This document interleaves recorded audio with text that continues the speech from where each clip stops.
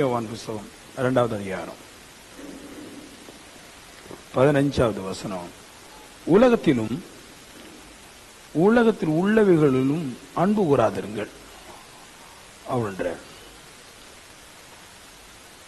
உலகத்துல உள்ளவைகளுக்கு மேலையும் அன்பு கூறக்கூடாதுன்னு சொல்றாரு. எதுக்கு தான் சொல்றாருன்னு தெரிய மாட்டாங்க. ஏன்னா பைபிள் படிக்கும்போது, இந்த பைபிள் நீங்க நல்லா படிச்சு பாருங்க, எல்லா பைபிள்லையும் எல்லா இடத்துலயுமே அன்பு கூறுங்கள் அன்பு கூறுங்கள் அன்பு கூறுங்கள் இருக்கும். ஆனா இந்த இடத்துல வரும்போது சொல்லுது, உலகத்துல இருக்கிறவங்க மேல அன்பு கூறாதீங்கன்னு சொல்லுது. ஏன் உலகத்துல இருக்கிறவங்களுக்கு மேலையும் உலகத்தின் மேல அன்பு கூறக்கூடாது அப்படின்னா, உலகத்துல 3 முக்கியமான காரியம் இந்த உலகத்தை மூடிட்டு இருக்குது. கீழே எழுதுறாரு, 1 மாம்ச இச்சை, 2 கண்களின் பெருமை, 3 ஜீவிதத்துடைய பெருமை. இப்படி 3 இருக்குது. உலகம் முழுக்க இதுதான் இருக்குன்றாரு. உலகத்தின் உள்ளவைகளின் மேல அன்பு கூடாதுன்றாரு. அது என்னன்னா, உலகத்துக்கு உள்ள மனுஷன் இருக்கிறான், அந்த மனுஷன் அன்பு கூறக்கூடாதுன்றாரு. ஏன்னா அந்த மனுஷன் 3 காரியம் இருக்குது. மாம்சத்தின் இச்சை, கண்கள் இச்சை, ஜீவனத்தின் பெருமை. இந்த 3 இருக்குதான். அந்த 3 உடைய மனுஷனை போய் நீங்க அன்பு கூர்ந்தீங்கன்னா அவன் எப்படியாவது உங்களை பாவத்துல விழ தள்ளி விடுவான். அதனால சொல்றாரு, ஒரு காலமும் இந்த உலகத்துல இருக்கிற மனுஷனையாவது டூ நாட் லவ், அன்பு கூறக்கூடாது. நீங்க அன்பு கூர்ந்தால் மேலாக நீங்க பாவத்துல விழுவீங்க. இப்போ 3 பாயிண்ட் சொன்னார். 1 மாம்ச இச்சை, 2 கண்களின் இச்சை, 3 ஜீவத்தினுடைய பெருமை. இந்த 3ஐ நான் விளக்கி சொல்றேன். அப்போ உங்களுக்கு ஒரு மனுஷனை லவ் பண்ணணுமா, லவ் பண்ணக்கூடாதா, அன்பு கூறணுமா, அன்பு கூறக்கூடாதா அப்படின்றது நல்ல ஒரு புரிதல் உண்டாகும். மாம்ச இச்சனை என்ன? மாம்ச இச்சனை என்னன்னா, இதான் மாம்சம். சில பேர் சொல்ற மாதிரி கருத்துக்கள் கிடையாது. இந்த மாம்ச கருத்துக்கள் சொல்லுவாங்க, அது கிடையாது. மாம்ச இச்சைன்னா இதான் மாம்சம். இந்த மாம்சத்துக்கு மேல எல்லாருக்குமே இச்சை இருக்குதான். இச்சனை என்னன்னா, நான் ஒரு புருஷன், எனக்கு ஒரு மனைவி இருக்குது. இப்போ நான் ஒரு புருஷன் ஒரு மனைவியை கட்டிருக்கிறேன். கட்டின பின்னாடி என் மனசு என்ன விரும்புன, இன்னும் தவறான முறையில பல சரீரங்கள் எனக்கு தேவை என்று ஆசைப்படுகிறது. இதான் மாம்ச இச்சை. ஒரு புருஷனை கட்டிருக்கிறாங்க, ஒரு மனைவியை கட்டிருக்கிறாங்க. அவங்களுடைய உள்ளத்துல அது பத்தாதுன்னு சொல்லும். எத்தனை பேருக்கு புரியுது நான் சொல்றது? மற்றபடி அவங்க பேசுறதெல்லாம் பொய். எனக்கு ஒரு மனைவி இருக்கிறாங்க, எனக்கு ஒரு கணவன் இருக்கிறாங்க, எனக்கு அது போதும் அப்படின்னு வாய் தான் சொல்லும். மனசு தன்னிடத்தில் பேசுகிற எல்லாரையும் தனக்கு ஆதாயப்படுத்திக் கொள்ள வேண்டும் என்று விரும்பும். அதான் மாம்ச இச்சை. அப்போ புரிஞ்சுக்கிடுங்க, ஏன் தேவன் சொல்றாரு உலகத்தில் இருக்கிற மனுஷனை அன்பு கூறாதன்னு? ஏன்னா எந்த மனுஷனும் தன்னிடத்தில் இருக்கிறவைகளை போக மற்றவர்களையும் தன்னுடைய பாவத்துக்கு இழுத்துக் கொள்ளுகிறான். அப்ப சொல்றாரு, அதனால யாரும் ஒரு மனுஷனு கூட அன்பு கூற கூடாதுன்றாரு. எந்த மனுஷன் அன்பு கூர்ந்தாலும், சில பேர் சொல்லுவாங்க அவர் நல்ல கேரக்டர், அவருடைய ஃபேஸை பார்த்தா அவர் தப்பு செய்யற மாதிரி இல்ல, அவருடைய நடத்தையை பார்த்தா தப்பு செய்யற மாதிரி இல்ல. எல்லாரும் நெத்தில ஒட்டிட்டு போக மாட்டாங்க. நாங்க விபச்சாரக்காரங்க எல்லாருமே நல்லவங்கள மாதிரி தான் ஃபேஸையும் பேச்சையும் வச்சிருப்பா. ஆனா ஹார்ட் எப்படிப்பட்டதுன்னு, எப்படியாவது இன்னொரு மாம்சம் கிடைக்காதுங்கிற ஆசையில தெரியும். அதனால சொல்றாரு, ஒரு காலமும் ஆவிக்குரியவர்களா இருக்கிற நீங்க எந்த மனுஷன் போய் நான் உங்க கூட பேசிட்டு இருக்கணும் அப்படின்ற ஒரு பிரியம் வரக்கூடாது. 1. 2 கண்களின் இச்சை அப்படின்னு என்னது? கண்கள் நிச்சயம் தான். இந்த கண்ணுக்கு ஒரு கேரக்டர் பாருங்க, எல்லாவற்றையும் தவறாக காணும் அப்படின்ட்டு. சில பேர் சொல்லுவாப்புல, நம்ம நகையை கலாட்டிட்டா, வெள்ளைக்கு போயிட்டா, கொஞ்சம் விலை கூட இல்லாத குறைஞ்ச வஸ்திரங்களை உடுத்தா மற்றவங்களுடைய பார்வைக்கு நம்ம கவர்ச்சியா தெரிய மாட்டோம் அப்படின்னு சொல்லுவா. அதெல்லாம் சுத்த போய், அது சத்தியமே கிடையாது. நகை கலட்டுறது, ட்ரெஸ்ஸை மாத்துறது, தாழ்மையான ட்ரெஸ் உடுத்துக்கிடுறது, இதனால மற்றவருடைய பார்வையில இருந்து உங்களை கவருவாங்களா அப்படின்னு கேட்டீங்கன்னா கவருவாங்க. எல்லா மனுஷனுடைய கண்களுக்கு முன்னாடியும் லஸ் இருக்குது, இச்சை இருக்குது. கண்ணுல அது எப்படிப்பட்டதுன்னு நல்லா கேட்கணும். தனக்கு ஒருவர்கிட்ட 10 10 இருக்கு, ஒருவர்கிட்ட 10 சரீரம் வைக்கணும், 10 பொருள் இருக்குது. கண், மூக்கு, வாய், பல், காது இதெல்லாம் இருக்குன்னு. அதுல ஒண்ணு அழகா இருந்தாலும் அந்த ஒண்ணுக்காக அந்த 9 எடுத்துக்கொள்ளும். புரியுது உங்களுக்கு? பாவம் எப்படிப்பட்டதுன்னா கண் அப்படிப்பட்டது பாருங்க.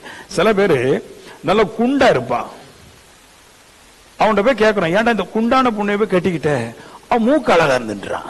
அப்ப ஒரு மூக்க இவன் இச்சிக்கிறதுனால அந்த மூக்குக்காண்டி மொத்த சரீரத்தை எடுக்கிறான். அப்ப நல்லா தெரியுது கண்களின் இச்சை எப்படிப்பட்டதுன்னு. நம்ம எவ்வளவுதான் பலகீனமா அழுக்கிலே இருந்தாலும் பலகீனமா இருந்தாலும் கண்கள், உலகத்தில் இருக்கிற மனுஷனுக்கு கண்கள் நிச்சயம் இருக்குது. அது எப்படியானாலும் நம்முடைய சரீர அவயங்களில் அவனுடைய விருப்பத்திற்கு ஏற்றால் போல் அவனுடைய எண்ணத்தை மாற்றி அது தனக்கு பாவத்தை எடுத்துக்கொள்ளும். அதனால சொல்றாரு, நான் குளிக்காம போய் பேசினேன், நான் இப்படி போய் பேசினேன், எங்க அம்மா கூட தான் போய் பேசினேன், எங்க அப்பா கூட தான் நான் கூட பேசினேன் அப்படின்னாலும், நீங்க உங்க அம்மா கூட போனாலும் உங்க அப்பா கூட போனாலும் உங்களோட கணவனால கூட போனாலும் புறம்பே இருக்கிற மனுஷனுடைய கண்கள் எப்பொழுதுமே உங்களுடைய சரீர அவயங்களை இச்சைகளாக தனக்குள்ளாக எடுத்துக்கொண்டே இருக்கும். அதனாலதான் நான் சொல்லுவேன், நீங்க நகை கலட்டினாலும் கலட்டாம போனாலும், நீங்க விலை குறைந்த வஸ்திரங்கள் உடுத்துட்டு போனாலும் பாவத்திலிருந்து உங்களை யாராலும் மீட்க முடியாது. அவர் சொல்ல, do not love in the world or in anyone. ஏதாவது ஒரு மனுஷன் லவ் பண்ணக்கூடாதுன்னு சொன்னா கண்டிப்பா லவ் பண்ணக்கூடாது. அதுல நிறைய கருத்து தேவனுக்கு தெரியும். ஆமென். 3, பெருமை, ஜீவனத்தினுடைய பெருமை, பிரைட் ஆஃப் த லைஃப் அப்படின்றது. ஜீவனத்தினுடைய பெருமை என்ன? கார் வாங்கினா பெருமை, நிலம் வாங்கினா பெருமை, போட்டு வாங்கினா பெருமை, நல்ல கோட்டு போட்டா பெருமை, தனக்கு தானே வருது இல்லையா? இந்த குணம் உலகத்தார்கிட்ட இருக்குது பாருங்க. உலகத்துல மனுஷன் 3ல் 1 பகுதி தன்னை பெருமைப்படுத்திக் கொள்ள வேண்டும் என்பதற்காகவே விரும்புறான். தான் பெருமையா நடக்கணும் அப்படின்றத ஒரு லட்சியம் வச்சு நடக்கிறான். அவன்கிட்ட போய் நீங்க பேசக்கூடாதுன்றான். ஏன் நீங்க பெருமை உள்ள மனுஷன் போய் பேசக்கூடாதுன்னு? பெருமை உள்ளவன் தேவ பகைஞன் அப்படின்ற வசனம். ஒரு மனுஷன் எப்ப பார்த்தாலும் தன்னை புகழ்ந்துட்டே இருக்கிறான், அவன்கிட்ட நீங்க பேசக்கூடாது, அவன் உங்களை தேவனை விட்டு பிரித்து விடுவான். எப்படி பிரிச்சிடறான் நான் சொல்றேன், கேக்குறீங்களா? ஒரு கரவை தட்டிடுங்க. ஆமென். எப்படி பெருமை உள்ளவன் எப்படி மனுஷனை தேவனை விட்டு பிரிக்கிறான் சொல்றேன். பெருமை உள்ளவனுக்கு பெருமையோட கேரக்டர் என்னென்ன? அவனை 10 பேர் புகழணும் பார்க்கிலும் உலகமே அவனை புகழ வேண்டும் என்று விரும்புவான். அதுல பெந்தகோஸ்துக்காரங்களா இருக்கலாம், பெந்தகோஸ்துக்காரங்க இல்லாமல் இருக்கலாம், உலகமா இருக்கலாம், எல்லாரும் அவனை புகழ வேண்டும் என்று விரும்புவான். அதுக்கு அவன் எடுக்கிற முக்கியமான பகுதி ஓய்வு நாளை தன்னுடைய பண்டிகை நாளாய் மாற்றி விடுவான். நல்லா கேளுங்க, உலகம் எப்படி ஓய்வு நாள பண்டிகை நாளா மாத்துறான்? ஏன் ஓய்வு நாள பண்டிகை நாளா மாத்துறான்னு? ஓய்வு நாள்ல எல்லாருக்குமே லீவு கிடைக்கும். இந்த எல்லாருக்கும் லீவு கிடைக்கும் போது அந்த நாள்ல ஆவிக்குரிய ஜனங்கள் சபைக்கு போக விடாமல் தன்னுடைய பெருமைக்காக அவர்களை தன் வசமா இழுத்து தன் பெருமையை எல்லாரும் மத்தியிலும் காட்டிக் கொள்ளுகிறான். இப்படி விரும்புறான். இப்படி விரும்பும் போது அந்த பெருமைக்காரனோடு கூட நீங்க ஐக்கியமாகும் போது, அவனை அன்பு கூறும்போது, உங்களை என்ன பண்ணிடுறான்? ஓய்வு நாள்ல பண்டிகை வச்சு உங்களை ஓய்வு நாள்ல தேவனை ஆராதிக்க கூடாதபடிக்கு இழுத்து விட்டுறான். இப்ப என்ன ஆகுது? ஃபர்ஸ்ட் ஸ்டேஜ் தொடங்கிறீங்க. ஒரு ஓய்வு நாள்ல நீங்க தேவனை ஆராதிக்காமல் உங்களுடைய பண்டிகைகளுக்காக மற்றவருடைய பெருமைக்காக நீங்க போனீங்கன்னா உங்க வாழ்நாள் முழுவதும் நீங்க சறுக்கி விழுந்துடுவீங்க. அதனாலதான் சொல்றாரு, இப்படி கண்களின் இச்சை, மாம்சத்தினுடைய இச்சை, ஜீவிதத்துடைய பெருமை, இப்படிப்பட்டவர்கள் உலகத்தில் இருக்கிறான், நீ சேராத, லவ் பண்ணாத அப்படின்னாரு. சொல்லிக்கிட்டு சொல்றாரு, இப்படி பாவத்தில் இருக்கிற மனுஷனோடு கூட ஒருதன் அன்பு கூர்ந்தால் அவனுடைய பிதாவின் அன்பு இல்லை அப்படின்ட்டாரு. இந்த மாதிரி இதெல்லாம் கலப்படம் பண்றான் பாருங்க. நான் ஓய்வு நாளுக்கு சண்டைக்கு வர மாட்டேன், எங்க அம்மா வீட்டுல வந்து பண்டிகை, எங்க மாமனார் வீட்டுல பண்டிகை, எங்க மைனி வீட்டுல கல்யாணம், எங்க மச்சான் வீட்டுல வந்து குழந்தை பிறந்திருக்குது, அவருடைய அப்பா செத்துட்டாரு, இப்படி எதையாவது ஒரு காரியத்தை சொல்லி உங்களை தேவ சமூகத்தை பிரிச்சுட்டா அவர் சொல்றாரு, அந்த மனுஷன் தேவ அன்பு நத்திங் என்ற ஒண்ணுமே கிடையாது என்றார்.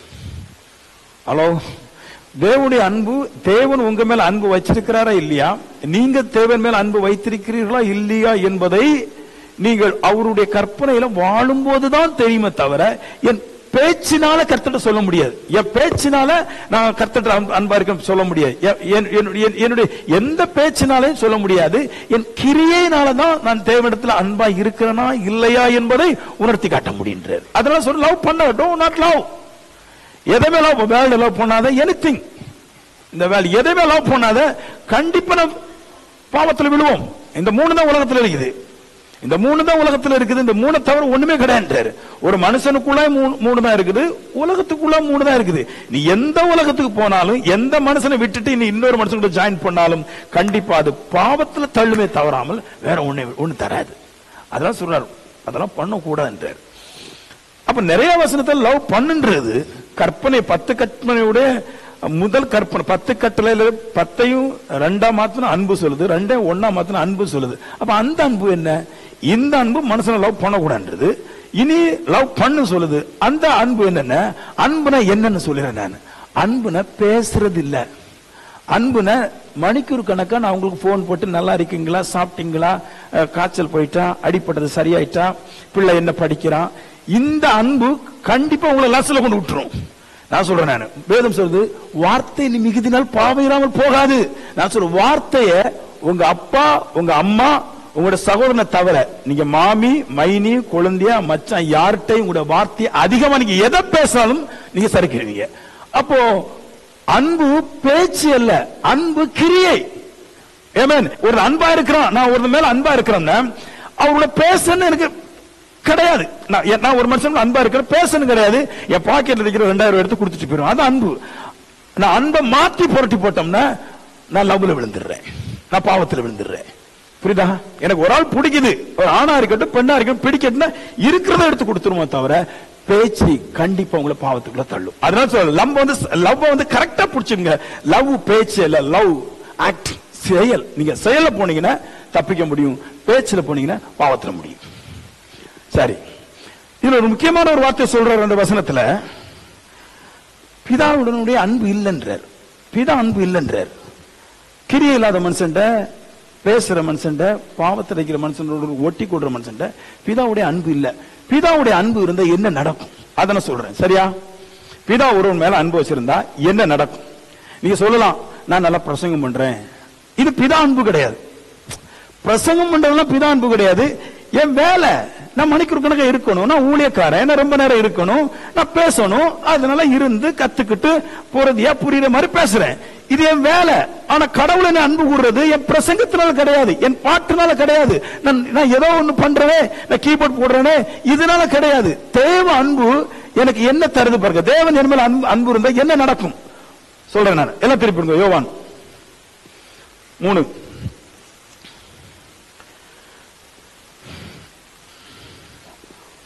யோவான் 3:35 பிதாவானவர் குமாரனில் அன்பாயிருந்து எல்லாவற்றையும் அவர் கையில் ஒப்பு கொடுத்திருக்கிறார் சொல்றாரு. பிதா ஒரு மனுஷன் அன்பு இருந்தா எல்லாவற்றையும் அந்த மனுஷன் கொடுத்துறாரு. பொறுப்பு எல்லாம் அவர்கிட்ட தான் இருக்கு. பரலோகத்தில் இருக்கிற எல்லா பொறுப்பும், சுகமாக்குற பொறுப்பு, அற்புதம் செய்யற பொறுப்பு, நியாயத்தில் இருக்கிற பொறுப்பு, ஒரு மனுஷன் உயிரோடு எழுப்புற பொறுப்பு, ஒரு மனுஷனுக்கு சமாதானத்தை கொடுக்கிற பொறுப்பு, ஐஸ்வர்யத்தை கொடுக்கிற பொறுப்பு, ஆறுதலை கொடுக்கிற பொறுப்பு, எல்லாம் பிதாவாகிய தேவனுடைய பொறுப்பு. அந்த பிதாவாகிய தேவன் ஒரு மனுஷன் மேல அன்பு கூறும்போது அந்த பரலோக ராஜ்யத்துடைய மொத்த அதிகாரத்தையும் யார் மேல அன்பு கூறுறாரோ அவருக்கு கொடுத்துட்டார். பைபிள் சொல்லுது, பிதாவானவர் குமாரனில் அன்பா இருந்து குமாரனுக்கு எல்லாவற்றையும் கொடுத்து விட்டார் சொல்லுது. அப்ப நான் சொல்றேன், உங்க மேல தேவன் அன்பு உள்ளவராய் இருந்தால் நீங்கள் பாவம் செய்யாதவர்களா இருந்து தேவனுடைய அதிகாரங்களை செலுத்துறவர்களா இருப்பீர்கள். அன்பு வந்து இதைத்தான் செய்யும். இப்ப ஒன்னு சொல்றேன் பாருங்க, இன்னொன்னு சொல்றேன். அன்பு வந்து எப்படிப்பட்டது? யோவானுங்க 5:20 சொல்றாரு,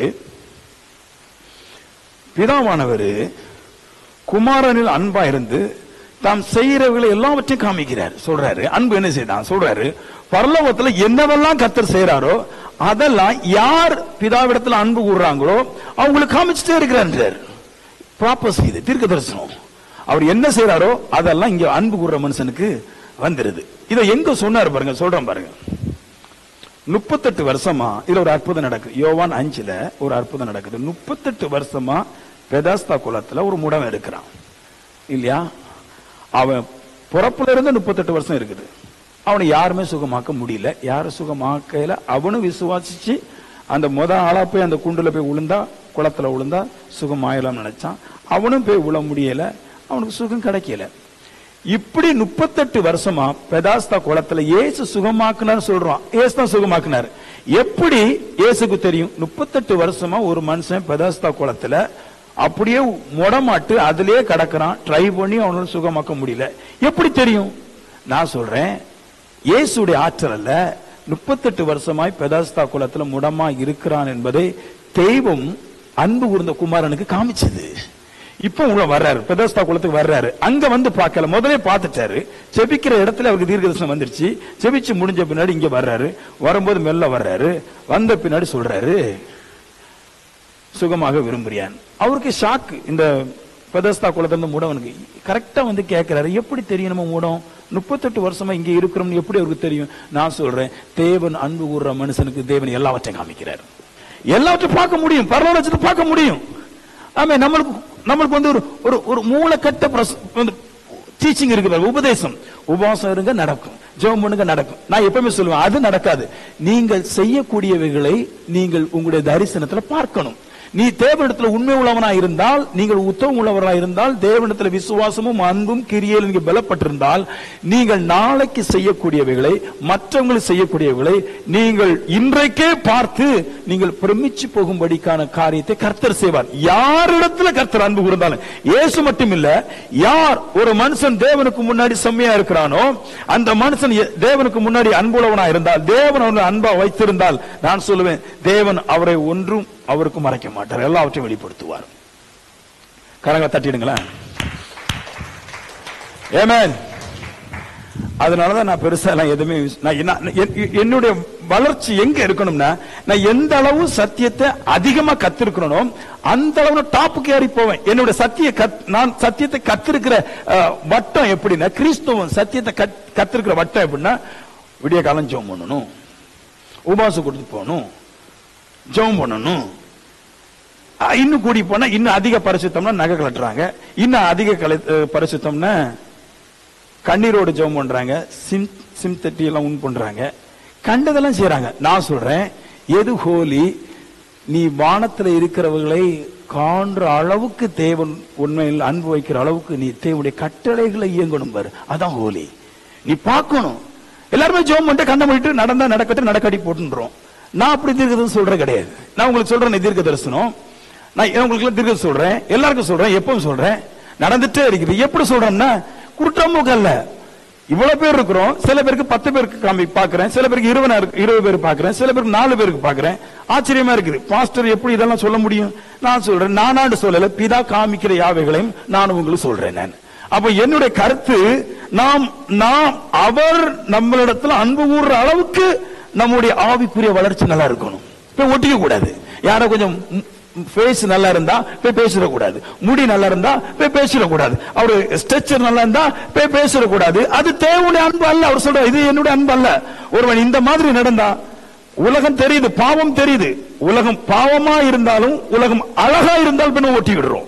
உலகம் பாவம் தெரியுது, உலகம் மோசம் தெரியுது, அந்த மனுஷன் காசும் அழகு இருந்தா போய் ஓட்டி விடுறோம். நான் சொல்றேன், அந்த மனுஷன் உங்களை மட்டுமல்ல அனுபவிக்கிறது, உங்களை தவிர இன்னும் மாம்ச சிந்தையும் கண்களின் நிச்சயம் இருக்கிறதுனால, உங்களை தவிர உங்களுக்கு தெரியாமல் பலரிடத்தில் அவனுடைய ஹார்ட்டும் சரீரம் போய்கொண்டே இருக்கும். அதனால ரொம்ப முக்கியம், ஏதோ வாழ்க்கையில ஏதோ கிடைச்சதுக்காக ஓடிடக்கூடாது. Holy is the very very important. பரிசுத்தம் ரொம்ப முக்கியம்.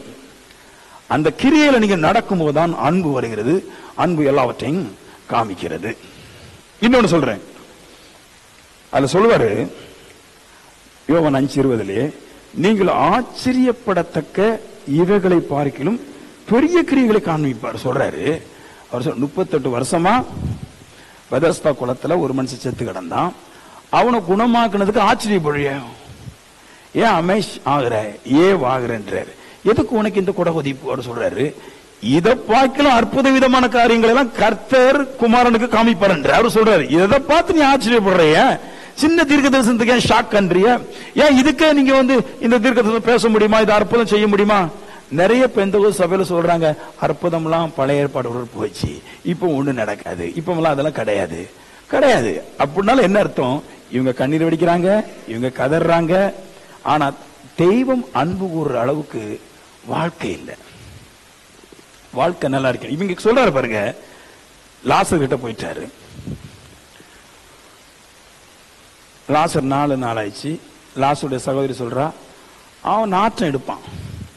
நாற்றம் ஒரு 4 நாள் ஆச்சுன்னா, ஆமென். நம்ம 4 நாள் சேர்த்தா 2 நாளே நாறிடுவேன். ஏன்னா எப்பவும் போயிட்டே இருக்குது. கண்டிப்பா 2 நாளே நாற்றம் எடுத்துருவேன். லாசர் சேர்த்து 4 நாள் ஆயிட்டு சகோதரி சொல்லுது நாற்றம் எடுப்பான் அப்படின்ட்டு. அற்புத விதமான விஷயம் பாருங்க. அப்ப அவர் சொல்றாரு, என்னை விசுவாசிக்கிறவன் மரித்தானும் பிழைப்பான் என்று உங்களுக்கு தெரியுமா? அதுக்கு அந்த அம்மா சொல்லுது, ஆமா இயேசுவே, நீர் போயிட்டு மறுபடி வரும்போது இவர்களின் சகோதரன் மறுபடி எந்திப்பான். அவர் தலையில போட்டு அடிக்கிறார். என்னம்மா நீ விசுவாசம், இதன் என்ன விசுவாசம் வச்சிருக்கிற நீ? உங்களுக்கு என்ன விசுவாசம் இருக்கு? ஜெபம் பண்ணா கிடைக்கும் அப்படிதான் என்றீங்க. அதெல்லாம் கிடையாது. இவர் சொல்றாரு அதெல்லாம் கிடையாது. சொல்றாரு, லாசரே வெளியே வா. நான் உண்மையில ஆச்சரியப்பட்டேன்பா. என்ன 2 காலம் சேர்த்து கட்டி வச்சிருக்குது, காலையும் கையும் கட்டி தான் வச்சிருக்கு, இப்படிதான் கட்டி வச்சிருக்குது, ஃபேஸையும் கட்டிருக்குது. கல்லர் இருந்து வான்னு சொன்ன உடனே ஆள் ஒண்ணு கிடையாது. ஏன்னா ஆள் எப்போ வர்றாங்கன்னா, ஆண்டவர் கட்டளை கொடுக்கிறாரு, இவன் கட்டுகளை அவிழ்த்து விடுங்கன்னு சொல்லி தான் கட்டளை பின்னாடி கொடுக்கிறாரு. அதுக்கு முன்னாடி கல்லறையில இருந்து எப்படி இயேசு கிறிஸ்து பார்க்க கரெக்டா வந்து நின்னுட்டான்னு தெரியல. கல்லறையில இருந்தான், வெளியே வந்தாவது எங்கே போய் முட்டிருக்கலாம், இல்ல வேற எங்கேயோ போயிருக்கலாம். அப்படியே கல்லறையை திறந்துட்டு எப்படி திறந்தான் தெரியல பாருங்க. கையெல்லாம் கெட்டிருக்குது, காலெல்லாம் கெட்டிருக்குது, கல்லறை திறக்க முடியாது. ஆனாலும் கல்லறை திறக்கப்பட்டு அப்படியே எப்படி இப்படி வந்து எப்படி எனக்கு திங்க் பண்ண முடியல. திங்க் பண்ணி பாருங்க, காலும் கையும் கெட்டிருக்குது, இப்படி நடக்க முடியாது, இப்படியும் வர முடியாது. எப்படி வந்தான்? கல்லறையில இருந்து எப்படி வந்தான்? அந்த ஏசுகிட்ட வந்திருக்கான். சரி, இப்படி வந்து இப்படி மூஞ்சி திறந்திருந்தா கூட அப்படி இப்படி வரலாம். ஆனா மூச்சு கட்டிருக்குது, எப்படி போக முடியும்? இப்படி நான் இதுல இருந்து நான் பகல்ல 4 தோறும் இதுல 10 மணி ஜெபம் பண்ணிட்டு 3 மணிக்கு எந்திரிச்சு வரும்போது மேல 4 லைட் போட்டு கீழே இறங்கும்போது சின்னதா கால் ஸ்லிப் ஆயிருது. கண்ணு நல்லா தான் தெரியுது, 2 முண்டகன் வச்சு நல்லா தான் பாக்குறேன் நானு. ஆனா கண்ணெல்லாம் கட்டி போட்ட பின்னாடி வாய்ப்பே இல்ல. கரெக்டா ஏசுகிட்ட வந்து நிக்கிறாரு. ஏசு அப்பதான் சொல்றாரு, இவன் கட்ட அவிழ்த்து விடுங்க. அப்ப கட்டு அவனுக்கு அவிழ்க்கப்படுவதற்கு முன்னாடி எப்படி கல்லறையில இருந்து வந்தான்? அதான் அவர் சொன்னாரு, 38 வருஷமா உயிர் உள்ளவன அற்புதம் பண்ணினதுக்கே ஆச்சரியமா வாயை போடக்கிறிய. என் பிதாவிடத்தில் அன்பு கூர்ந்தால் இதை பார்க்கலும் பெரிய காரியங்கள் செய்யும்படிக்காகவும் எனக்கு கட்டளை கொடுப்பார், காமிப்பார், நீ ஆச்சரியப்படுவ. எல்லாரும் பார்த்துட்டு எப்படி இப்படி நடந்துச்சு. அதாவது அற்புதத்துக்கு கேமரா போட்டு கரெக்டா கண்டுபிடிக்க முடியாது அற்புதத்தை. ஏன்னா கேமரா எல்லாம் அது அற்புதத்துக்கிட்ட நிக்காது. நம்ம கண்ணால கண்டுபிடிக்க முடியாது அற்புதத்தை. நான் சொல்லுவேன், அற்புதத்தை ஒரே ஒரு ஆள் தான் கண்டுபிடிக்க முடியும். தேவன் அன்பு கூறுற அளவுக்கு அந்த மனுஷனுடைய வாழ்க்கை நல்லா இருந்தால் அவன் மட்டும் தான் அதை கண்டுபிடிக்க முடியும். அற்புதம்னா இப்படிதான் நடக்கும்னு. அற்புதம்னா என்னது? இந்த மாம்ச உலகத்திற்கு சம்பந்தப்பட்ட மாம்சத்தை இயக்கக்கூடிய எதுக்கும் சம்பந்தம் இல்லாமல் நடப்பதுக்கு பேர் தான் அற்புதம். எதாச்சா நடக்கிறதா அற்புதம்ன்றாரு. எதாச்சா நடக்கு, நம்ம கண்டுபிடிக்க முடியாது, அதுதான் நடக்குன்றாரு. நான் இதை விரும்புறேன். நான் ஜெபம் பண்ண விரும்புற சொல்லல, நான் ஜெபத்தை அதிக நோக்கமா கொடுக்கிறத பார்க்கிலும் நான் தேவனுக்காக வாழுவதை அதிகமாக எடுத்துக்கொள்கிறேன். என் சாப்பாடு இப்படி போகுது, நான் வந்து சும்மா எப்ப பார்த்தாலும் ஜெபம் பண்ணிட்டு அல்லேலூயா ஸ்தோத்திரம் ஆண்டவனே அப்படின்னு பேசிட்டு நான் வழிபோக்கன போல அப்படி நான் வாழ்ந்து தெரியாமல் நான் ஜெபிக்கிறேன்.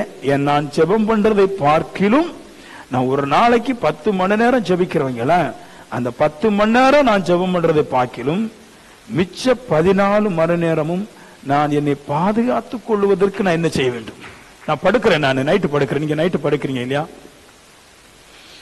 பாவம் நம்ம இப்ப சைட் அடிச்சா படத்தை பார்த்து தான் வரும் கிடையாது. வேதம் சொல்லுது, நீ தூங்கும் போதே பிசாசு வந்து விதைக்கும். தூங்கும் போது விதைக்குங்க.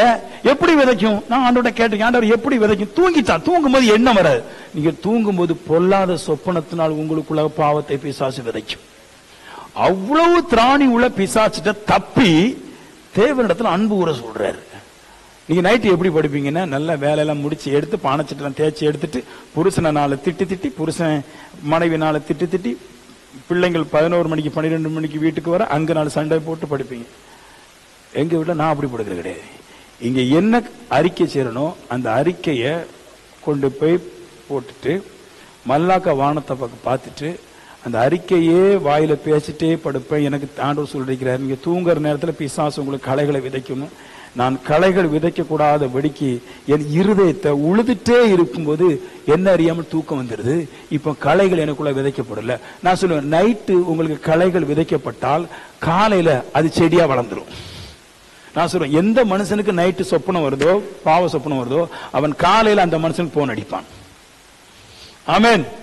ஏன்னா நைட்டு முழுக்க இருந்தது சந்தோஷப்படுத்திட்டாங்க பாருங்க. சொப்பனத்துல பிசாசு நைட்டு முழுக்க இருந்தது சந்தோஷப்படுத்திட்டு, இப்ப சந்தோஷப்படுத்தின ஆள காலையில எழுந்துச்சு போன போட்டு, நல்லா இருக்கீங்களா, சாப்பிட்டீங்களா, எப்படி நல்லா இருக்கீங்களா, மறுபடியும் சாப்பிட்டீங்களா, ஒரு 3/4 மணி நேரம் பேசணும். ஏன்னா சொல்ல முடியாது, நான் இப்படி உங்களை சொப்பனத்துல பார்த்தேன் அப்படி சொல்ல முடியாது. ஆனால் பிசாசு விதைச்ச விதை காலையில கிரியாய் வெளிப்படுகிறது. அப்ப அதனாலதான் சொல்றாரு, நீங்க லவ் கரெக்டா வைக்கணும். உலகத்திற்கு மேல லவ் வைக்காமல் நீங்கள் தேவன் மேல லவ் வைத்தால் அந்த லவ் சக்சஸ் ஆக முடியுன்றார். ஆமென். சொல்லுங்களேன், உங்க மேல எப்படி லவ் கொண்டு வர்றது இல்லையா? நான் ஒரு பொண்ணை லவ் பண்ணேன் ஃபர்ஸ்ட், பெரிய காட்டுல, ஆளை சொல்ல முடியாது பாருங்க. லவ் பண்ணேன். லவ் பண்ணும்போது அந்த பொண்ணு முழிச்சதா இல்லையோ எனக்கு தெரியாது. ஏன்னா அவ என்ன லவ் பண்ணல. நான் காலையிலே எந்திரிச்சிடும். நான் காலையில எந்திரிச்சு 5 மணிக்கு எந்திரிச்சு அந்த வீட்டில் போய் பார்ப்பேன், நம்ம லவ்வருடைய செருப்பு இருக்குதா இல்லையா. இருக்குது. அப்பா இன்னும் போகல. அப்ப கொஞ்சம் தூங்குறது. அப்புறம் 6:30 பஸ் வரும். 6:30 பஸ்ஸுக்கு பொண்ணு காலேஜுக்கு போயிருமோ, அப்ப ஒரு 6:15 வந்து பாக்குறது, செருப்பு கிடக்குது அப்பா அப்படின்ட்டு. அப்புறம் தூங்கிட்டு 7:15 வந்து பாக்குறது, செருப்பு கிடக்கு அப்பா. 7:45 வந்து பார்த்தா செருப்பு இல்ல, பஸ் போயிடுச்சு. டக்குனு நண்பனை கூட்டு பின்னாடி பைக்கை முறிக்கிட்டே போறோம். ஆமென். அந்த பொண்ணு காரி துப்புது, நாங்க கண்டுக்கிட்டே கிடையாது போறோம். பொண்ணுடைய தம்பி தான் என் பைக்ல பின்னாடி இருக்கிறாரு. இவன் லவ் பண்ணுன்னு சொல்றான் தங்கச்சிட்ட பார்த்துட்டு. அது காரி துப்புது. நல்ல காலம் பைக் நல்ல ஓட்ட தெரிஞ்சதுன்னா காரி துப்பும் போது வண்டியை வேகம் எடுத்துருவேன், பின்னாடி அவன் மேல விழுந்துட்டே இருக்கு. எப்படியாவது ஒரு மனுஷன் நம்மளை லவ் பண்ணி வைக்கிறதுக்கு என்ன பாடுபடுவோம் தெரியுமா?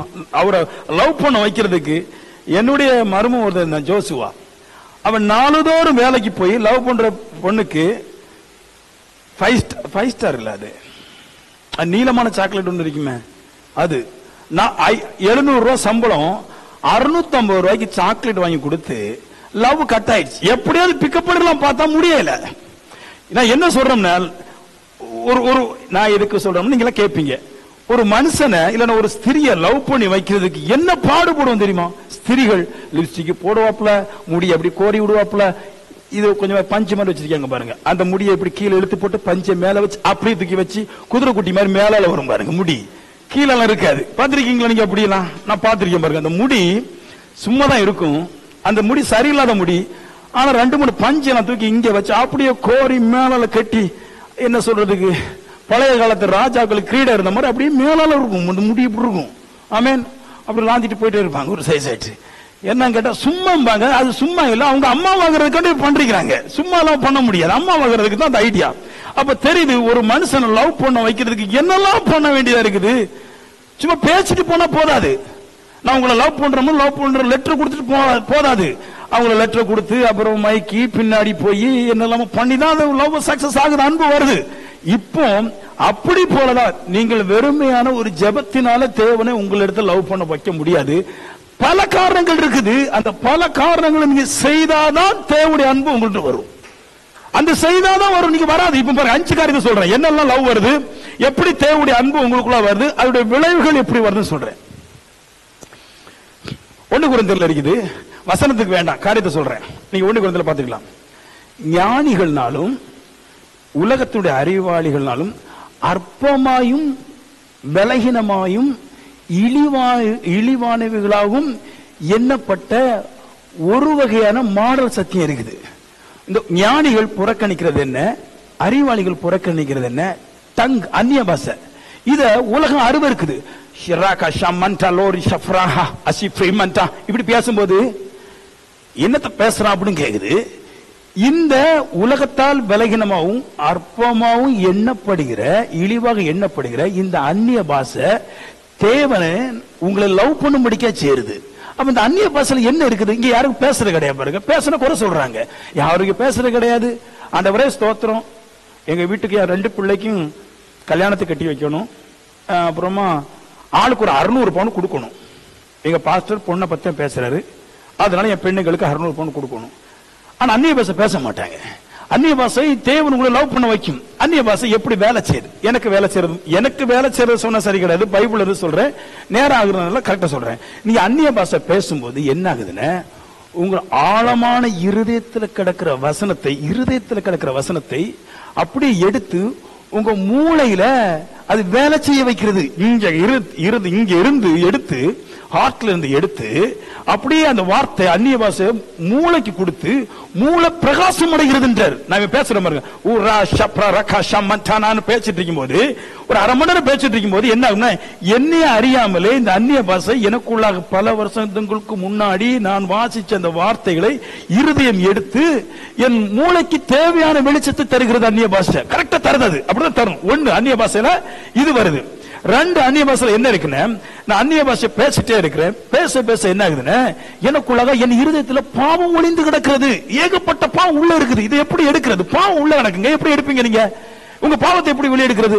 நீங்க நினைக்கிறீங்க ஆவியானவர் உங்களை தொட்டாதான் பாவம் போகும். கிடையாது. எல்லாரையும் ஆவியானவர் தொட முடியாது. நான் ஊழியக்காரன், தேவ சமூகத்தில் இருக்கிறேன், ஒவ்வொரு நாளும் இருக்கிறேன், 365 நாளும் நான் 3600 மணிக்கூர் இருப்பேன். நான் எனக்கு அது சாத்தியம், உங்களுக்கு எப்படி சாத்தியம்? நீங்க வேலைக்கு போறீங்க, சமைக்கிறீங்க, எல்லா கருத்தையும் செஞ்சீங்க. உலகத்துல 12 மணி நேரம் பகல் இருந்தா 10 மணி நேரம் வேலை செய்றீங்க. உங்களுக்கு எப்படி பாவம் வெளியே போகும்? பாவங்களுக்கு எண்ணிக்கை கிடையாது. பாவம் எண்ணிக்கை எண்ண முடியாது. 10 பாவம் எழுதிருக்கலாம், கோடி பாவம் இருக்குது. பைபிள் ஆதியாகமத்திலிருந்து வெளிப்பாடு வரை படிச்சீங்கன்னா பாவத்துக்கு அளவே கிடையாது. 10,000 கோடி நிறைந்ததுதான் பாவம். ஒரு பிசாசு 6000 பிசாசு, ஒரு லேகியனுக்கு 6000 பிசாசு. 10 லேகியன் உள்ளுக்குள்ள எனக்கு உள்ள இருந்திருந்தால் 60,000 பிசாசு இருக்கும். 60,000 பிசாசுக்கு 60,000 கேரக்டர். எல்லா பிசாசுக்கும் ஒரே கேரக்டர் கிடையாது, ஒவ்வொரு பிசாசுக்கும் ஒவ்வொரு கேரக்டர். இந்த ஆவி எனக்குள்ள இருக்கும்போது அதனை எப்படி எடுக்கிறது, எப்படி வெளியே கொண்டு வர்றது? அந்நிய பாஷை பயங்கர பவர். ஆனா பேச மாட்டேன்றோம். கவலையா இருக்கு சில நேரத்தில். அந்நிய பாஷை பேசுறீங்க, இப்போ அப்படி பேசுறீங்க பாருங்க. நான் பேசுறது இப்பதான் பேசுவேன்.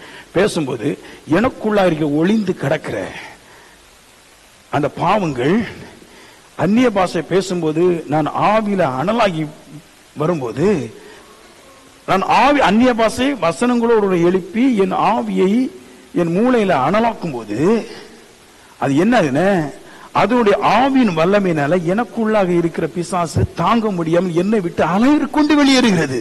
அப்பா இவனுடைய இருக்க முடியாது. இவனுடைய ஜபமும் இவனுடைய அந்நிய பாஷையும் இந்த அவனுடைய ஜபத்துக்குள்ளாகவும் அவனுடைய அந்நிய பாஷைக்குள்ளாகவும் அவனுடைய வசனத்துக்குள்ளாகவும் என்னால் தாங்க முடியாது என்று அது தானாகவே வெளிப்புறப்படுகிறது என்றார். அப்படிதான் வெளியேறும்.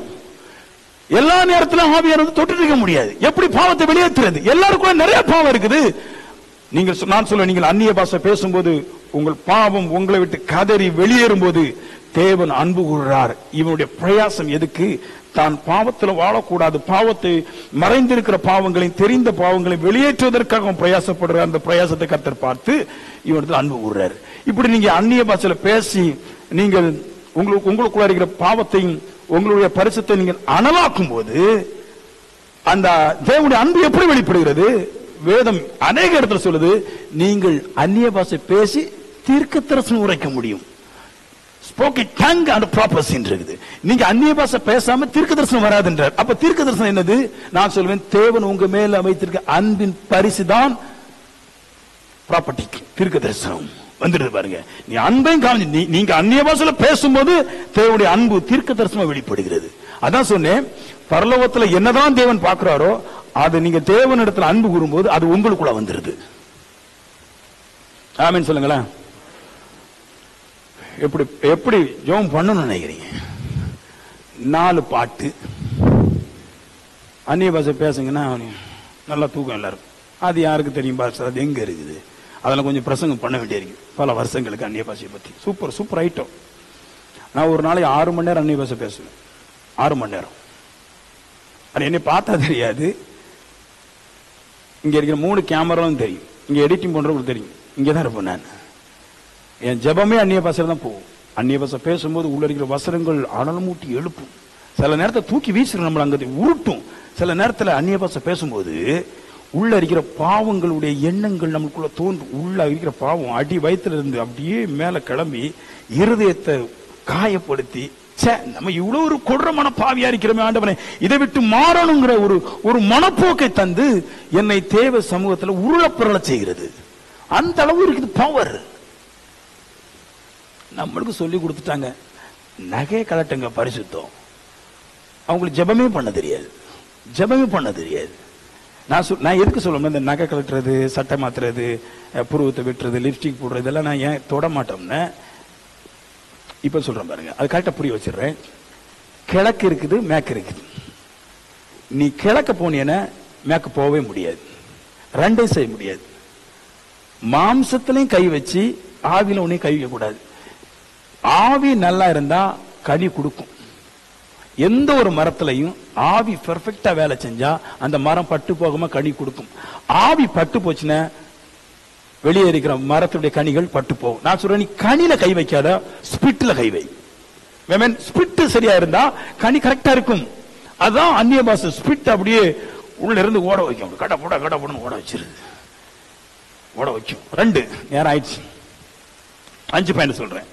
2வது பாயிண்ட், ஜெபம். தேவனை நிக்க பண்ணுற ஜெபம், தேவனை சிந்திக்க பண்ணுற ஜெபம். அது ஒரே ஒரு ஆள் தான் பண்ணிருக்கிறார். எல்லாருமே வாழ்ந்திருக்கிறாங்க. வாழ்ந்து ஒரே ஆள் பண்ணிருக்கிற எசேக்கியேல். எசேக்கியேல் சின்ன ஒரு பாவம் செஞ்சுட்டான். இப்ப சாவு வந்துட்டு ஆண்டவர் சொல்லிட்டாரு, எல்லாவற்றையும் சரி பண்ணு, உன் மனைவி பிள்ளைங்கள் எல்லாவற்றையும் சரி பண்ணிடு, நீ செத்து போயிட அப்படின்னாரு. அப்போ ஒரு ஜெபம் தொடங்குறாரு. நம்ம ஊர்ல வந்து அழ சொல்லுவாங்க, அழலாம் கூடாது, ஆவிக்குரிய அளவு கூடாது.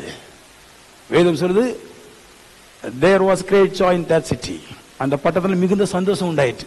ஏன்னா பிலிப்பை குறித்து பேசு. பிலிப்பு ஆவியை கொண்டு சுமந்த பொழுது கண்ணீர் விட்டெல்லாம் சந்தோஷப்பட்டான். கண்ணீர் ஏன் விடுறான்னா அவனுக்கு ஆவியின் வேலைன்னு வரல, ஆவிய தெரியல, ஆவியின் வேலை தெரியல, கண்ணீர் விடுறான். ஏன்னா கண்ணீர் விடுறது அவனுக்கு வந்து அடுத்து என்ன நடக்க போது, இந்த தோல்விக்கு பலன் இல்லைங்கிற நம்புறான். நான் சொல்றேன், ஸ்பிரிட் இருந்தால் உங்களுக்கு கண்ணீர் வராது.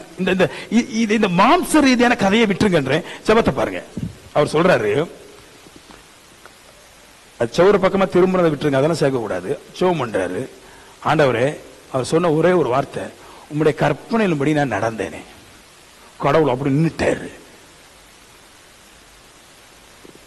வானத்திலிருந்து ஏசாயாட்ட சொல்றாரு, அவனை வீட்டுக்கு போய் அவனை சரி பண்ண சொல்லணும். ஏசாயா வீட்டை விட்டு வெளியே போகல. இவன் ஒரு ஜெபத்தை போடுறான், உமக்கு முன்னாடி உம்முடைய கற்பனைகள் எல்லாவற்றையும் நான் நடந்தேன்னாரு.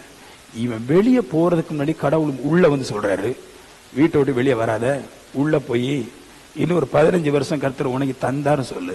நிறைய பேர் சொல்றாங்க, எசேக்கியேல் கண்ணீர் விட்டான். கண்ணீர் அவனா விடுறோம், நம்ம எல்லாம் நாளுக்கு விடுறோம். கண்ணீருக்கு வரல, அவன் கற்பனையில நடந்தான்.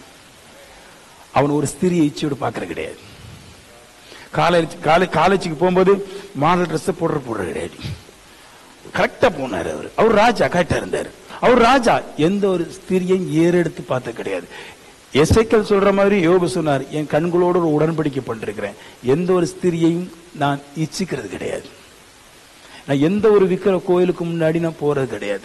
எனக்கு அதுக்கு முன்னாடி போகக்கூடிய அளவுக்கு வீடுகள், வாய்ப்புகள், கட்டக்கூடிய அளவுக்கு வசதிகள் இருந்தாலும் கூட அந்த இடத்துல விக்கிரம் இருந்தால் அந்த இடத்துல போகாமல் நான் வேறொரு இடத்துக்கு ஓடி விடுறேன்றாரு.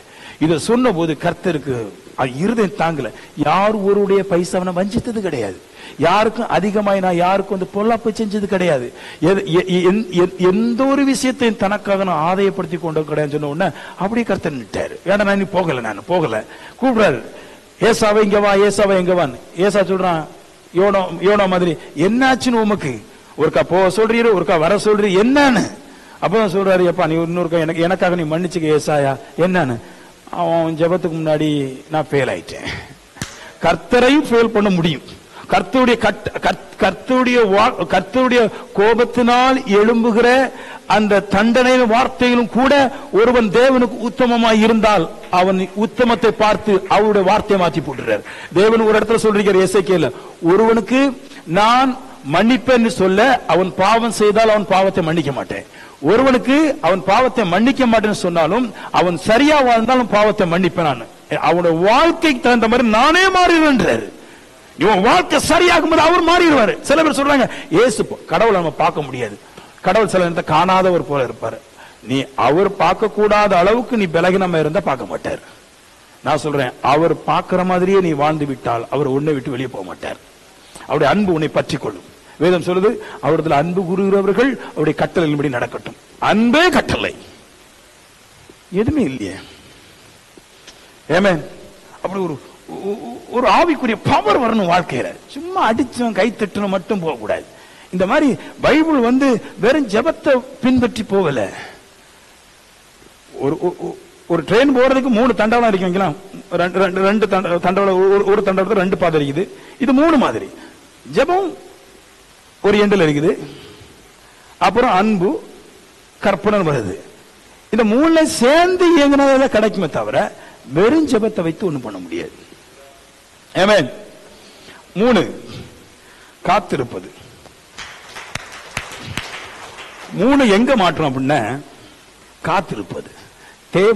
தேவன் அன்பு கூறுறதுக்கு காத்திருப்பது, வெயிட் ரொம்ப முக்கியம். எதுக்குன்னு லூக்கா 24:49 சொன்னாரு.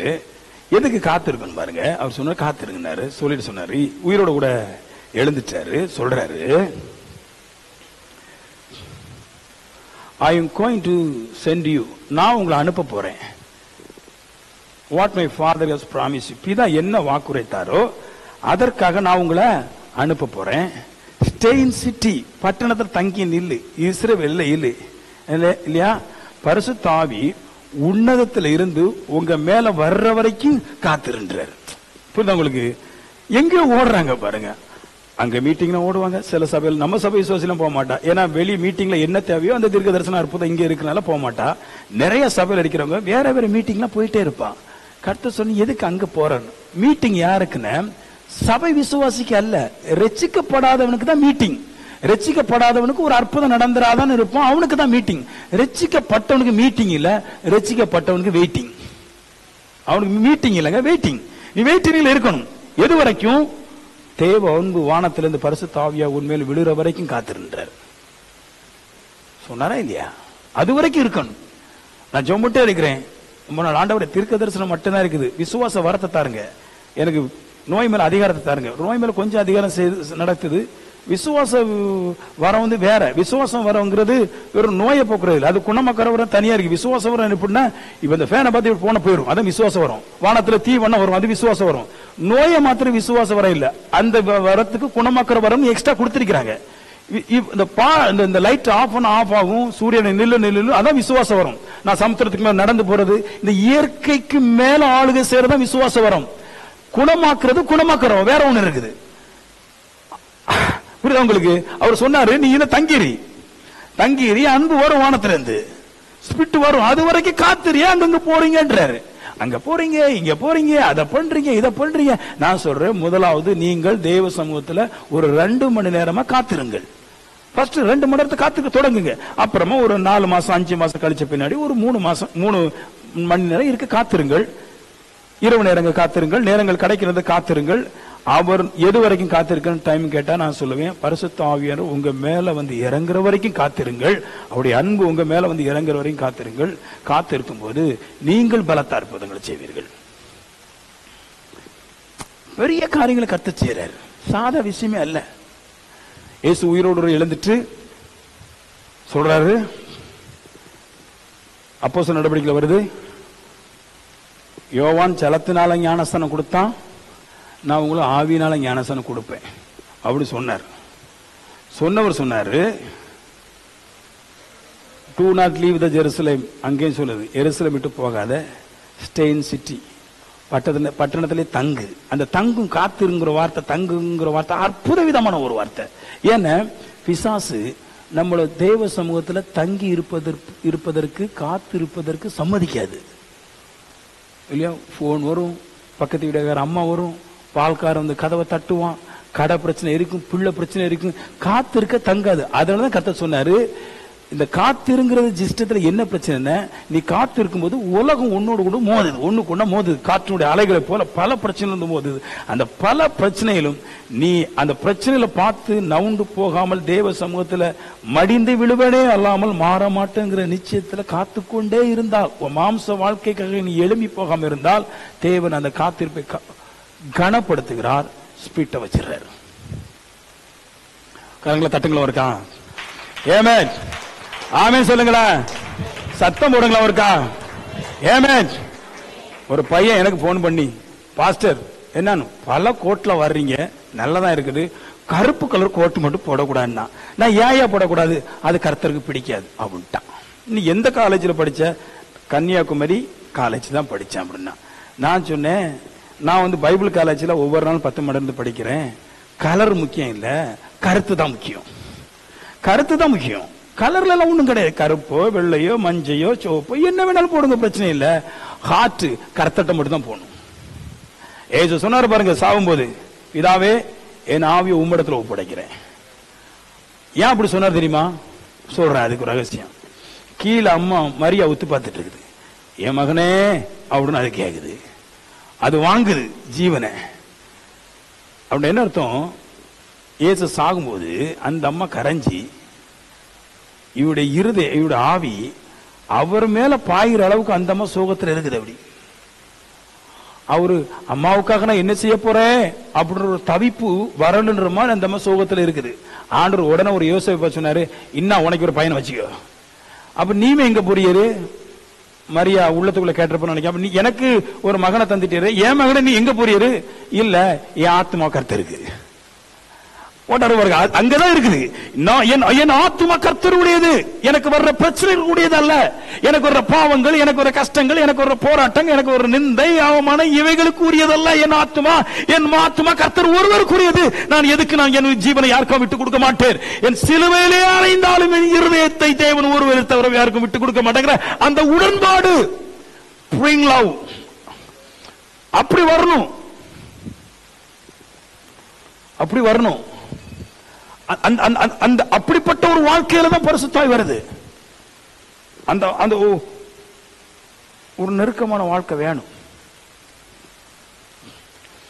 ஆமென். 4 டக்குனு முடிச்சிடலாம். ஆமென் சொல்லுங்களேன். ஒரு சத்தம் போட்டு சொல்லுங்களேன். ஆமென். பிரசங்கம் உங்களை என்கரேஜ் படுத்துறதுக்கு இல்ல, அதுக்கு பாடல் நேரத்தில் கை தட்டிடலாம். பிரசங்கம் வேதம் சொல்லுது, பவுல் தீமோத்தேயுக்கு எழுதுறாரு, நீ பேசுறது ஒவ்வொரு ஆளுக்கும் விளங்கி போகணும், புரிஞ்சுக்கணும். அவங்க நான் பேசுறது உணர்வு வரக்கூடாது. உணர்வை போட்டு கை தட்டிருக்க ஒரு டைம் இருக்குது, புரிதல் உண்டாகணும். உங்களுக்கு ஒரு இரக்கத்தை நான் ஏற்படுத்தி வச்சிடக்கூடாது, ஒரு வேகம் ஏற்படுத்திடக்கூடாது. பைபிள்னா என்னதுன்னு ஒரு புரிதல் வரணும். அது வந்தாலும் சக்சஸ் ஆயிடலாம். அது வந்தாலும் சக்சஸ் ஆயிடலாம். அடுத்து ஆவியானவர் உங்களுக்குள்ள கொண்டு வர்றதுக்கு மத்தேயு 5:43-48 வரை எழுதியிருக்கிறார். சத்துருவை சிநேகியுங்கள், சபிக்கிறவர்களை ஆசீர்வதிங்கள், பகைக்கிறவர்களுக்கு நன்மை செய்யுங்கள், நிந்திக்கிறவர்களுக்கு ஜெபம் பண்ணுங்கள், துன்பப்படுத்துறவர்களுக்கு பிரேயர் பண்ணுங்கள். ஆவி வர்றதுக்கு சொல்றாரு. ஆவி பரிசுத்தாவி வேணும் வேண்டாமா? உங்களை யாரெல்லாம் கெட்ட வார்த்தை போடுறாங்களோ அவங்களுக்கு பிரைசிங் காட், கர்த்தருக்கு ஸ்தோத்திரம். யாரெல்லாம் உங்களை வந்து கெட்டு போன நினைக்கிறாங்களோ அவங்களே சிநேகிங்கள். அந்த சிநேகிங்கன்னு அர்த்தம் என்ன? பேச்சுக்கு சொல்லல. உங்களை யார் சத்துருவாக பாவிக்கிறாங்களோ அந்த மனுஷன் கெட்டு போகும்போது சிநேகிங்கள் அப்படின்னா அவனுக்கு கொடுங்கள். பேச சொல்லல, கொடுங்கள். யாரெல்லாம் காலையில எந்திரிச்சு உங்களை சபிக்கிறாங்களோ, ஏன் சபிக்கிறாங்க தெரியுமா? உங்க வீட்டுல காலையில எந்திரிச்சு இந்த பெனிக்கு நீ இப்படிதான் நடப்பாரு, அங்க இருந்துட்டு நடப்பாரு. ஏன் உங்களை சபிக்காங்க தெரியுமா? அவங்களுக்கு ஒண்ணு நடக்கல. சொல்லுங்களேன், ஒண்ணு நடக்கல.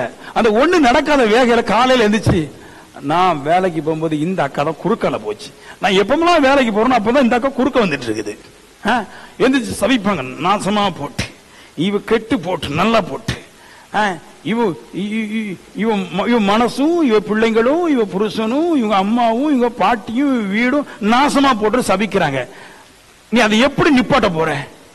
நான் சொல்லுவேன், ஒற்றை செயல் தான். எதனால சபிக்கிறாரு? அவர் நேற்று நல்லா வரல. அவர் நேற்று நல்லா வரலன்றதுக்காக ஒரு 10,000 20,000 கொடுத்துடலாம். 10,000 20,000 பிரச்சனைனால பெரிய சண்டே உண்டு பண்றாருன்னு அந்த 10,000 20,000 எடுத்து கொடுத்துட்டா சபிப்பு நின்றும். இப்ப சொல்றாரு ஸ்பிரிட் உனக்கு வந்துடும். அப்படி இல்லைன்னா நிறைய ஒன்னே மாத்திரம் அவர் நிறைய நட்டப்பட்டாருன்னா கொடுக்க முடியாது. நீ வீட்டுக்கு போலாம். வீட்டுக்கு போய் ஆண்டவரே உமக்கு ஸ்தோத்திரம், எங்க குடும்பத்துக்கு எதாவது செய்யுங்கப்பா, எனக்கு கொடுக்குற அளவு திராணி இல்லை, உமக்கு கொடுக்கறதுக்கு திராணி இருக்குது, எதையாவது செய்யுங்க. இந்த மனுஷன் சபிச்சு அவரும் நரகத்துக்கு போறாரு, எனக்கும் கோபத்தை ஏற்படுத்தி என்னைய நரகத்துக்கு தள்ளுறாரு. எதையாவது செய்யணும். இப்படிப்பட்ட பரிசுத்த வாழ்க்கை தேவை. எப்ப ஜெபம் வரும்னு சொல்றாரு பாத்தீங்களா? உன் சத்துரு, உன்னை சபிக்கிறவன், உன்னை நிந்திக்கிறவன், உன்னை துன்பப்படுத்துகிறவன் உன்னை கொடையும் போது அப்போ வர்றதான் ஜெபம்.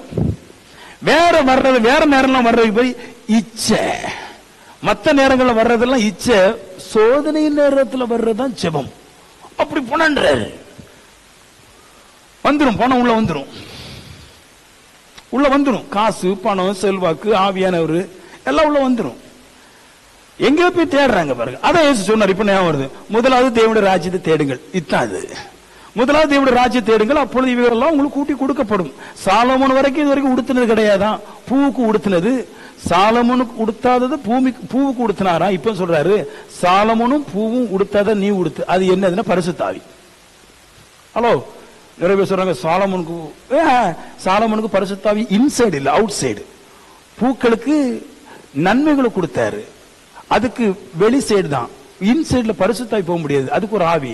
சாலமோனும் பூவும் உடுக்காதது இயேசு கிறிஸ்து வந்த பின்னாடி பரிசுத்தாவி ஒரு போர்வை இருக்குது, அது உங்களுக்குள்ள வரும்.